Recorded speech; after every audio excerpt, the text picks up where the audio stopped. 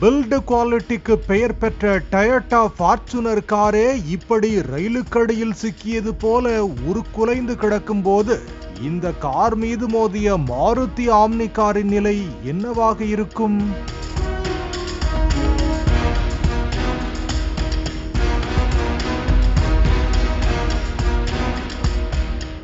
காய்லான் கடை பழைய இரும்பு போல சிதறி கிடக்கும் இந்த உதிரி பாகங்கள் தான் ஃபார்ச்சுனர் கார் மீது மோதிய மாருதி ஆம்னி கார் என்கின்றனர் போலீசார். நாமக்கல் மாவட்டம் கபிலர் மலை அடுத்த பெரியமருதூர் ஐயம்பாளையம் கிராமத்தைச் சேர்ந்த ராமசாமி என்பவரது மகன் லோகேஷ். 17 வயதான இவர் அதே ஊரைச் சேர்ந்த சுதர்சனம் என்ற 14 வயது சிறுவனுக்கு கார் ஓட்ட கற்றுக் கொடுப்பதாக கூறி பெற்றோருக்கு தெரியாமல் தங்கள் வீட்டில் இருந்து மாருதி ஆம்னி காரை எடுத்துச் சென்றுள்ளார்.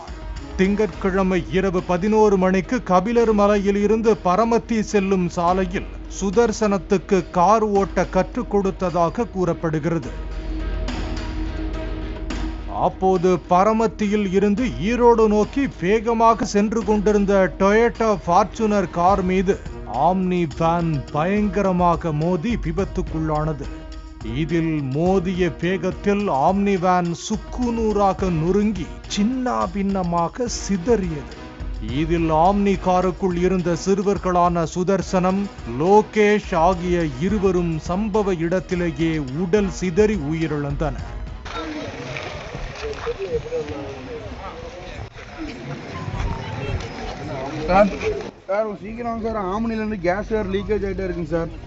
இது குறித்து தகவல் அறிந்த ஜேடர்பாளையம் போலீசார் சம்பவ இடத்திற்கு விரைந்து வந்து உயிரிழந்த இரு சிறுவர்களின் உடலை மீட்டு பிரேத பரிசோதனைக்காக பரமத்தி வேலூரில் உள்ள அரசு மருத்துவமனைக்கு அனுப்பி வைத்தனர். விபத்தில் உருக்குலைந்த ஃபார்ச்சுனர் காரை ஓட்டி வந்த விக்னேஷுக்கும் பலத்த காயம் ஏற்பட்டது. அவர் சிகிச்சைக்காக தனியார் மருத்துவமனையில் சேர்க்கப்பட்டார். இந்த விபத்து குறித்து வழக்கு பதிவு செய்து போலீசார் விசாரணை நடத்தி வருகின்றனர். எதிர்பாராத விதமாக ஃபார்ச்சுனர் காரை கண்டதும் மிரண்டு போன சிறுவன் சுதர்சனம் பிரேக்கிற்கு பதில் ஆக்சிலேட்டரை அழுத்தியதால் அதிவேகத்தில் ஃபார்ச்சுனர் கார் மீது ஆம்னி கார் மோதியதால் இரு வாகனங்களுமே உருக்குலைந்து போனதாக போலீசார் தெரிவித்தனர்.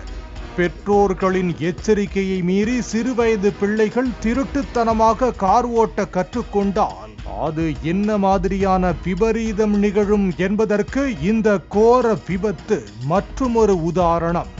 பாலிமர் செய்திகளுக்காக பரமத்தி செய்தியாளர் புவனேஸ்வரன்.